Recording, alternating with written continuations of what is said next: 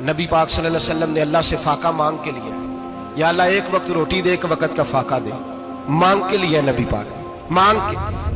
حضرت ابو ہریرہ فرماتے ہیں مجھے بھوک لگی، میں حضرت عمر کے پاس گیا، ان سے مسئلہ پوچھا۔ ان کا رواج تھا جب میں مسئلہ پوچھتا تو پہلے روٹی کھلاتے۔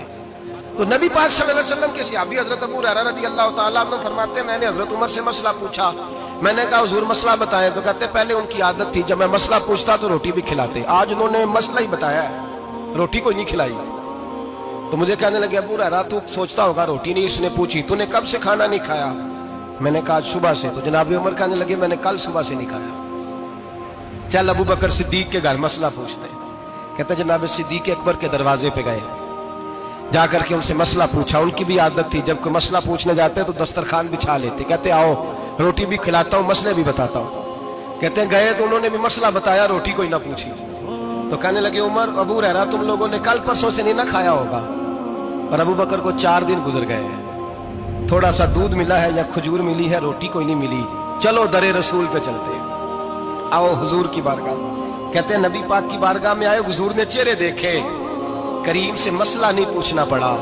میرے مصطفیٰ کریم نے فرمایا بھوک لگی ہوئی ہے تم تینوں کو، 3-4 دن ہو گئے۔ اللہ کے رسول نے فرمایا مجھے پورا ہفتہ ہو گیا ہے۔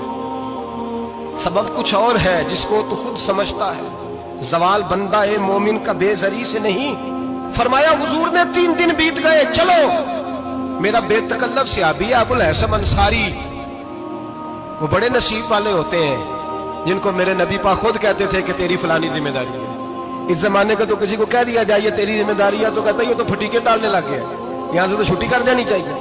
خوش ہوتے تھے صحابہ کہ ہماری ذمہ داری لگی۔ کہتے ہیں حضرت ابو الحسن انصاری کے گھر گئے، نبی پاک نے فرمایا بھوک بڑی لگی ہے کھانا لا۔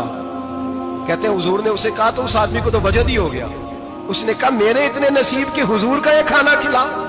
آؤ دیکھو دنیا والوں، آج جو سب سے زیادہ عزت والا ہے وہ میرا مہمان بنا ہوا ہے۔ فرماتے ہیں وہ دوڑے گئے، بکری اٹھائی، ذبح کی، بیوی کو کہنے لگے روٹی تیار کر، ادھر کھجوریں توڑی، انگور توڑے، کہنے لگے حضور آپ جب تک تناول کریں تب تک کھانا پک جاتا ہے۔ حضرت عمر کہتے ہیں روٹی پک کے آئی، بڑا پیارا گوشت، بڑا اچھا سالن، بڑا خوبصورت خلوص والا کھانا۔ فرماتے ہیں میں نے بڑا ہی کھایا۔ نبی پاک نے نہ ایک روٹی لی اور چھوٹی چپاتی، تھوڑا تھوڑا سالن کونوں سے، اور جب نبی پاک نے کھا لیا تو حضور کی آنکھوں میں آنسو آئے۔ حضرت عمر کہنے لگے حضور روئے کیوں؟ نبی پاک نے فرمایا سوچتا ہوں 7 دن کے فاقے کے بعد کھایا ہے، پر ڈرتا ہوں رب اس کا حساب پوچھے گا تو جواب کیسے دینا ہے، اس کا حساب بھی تو دینا ہے نا جو کھایا ہے۔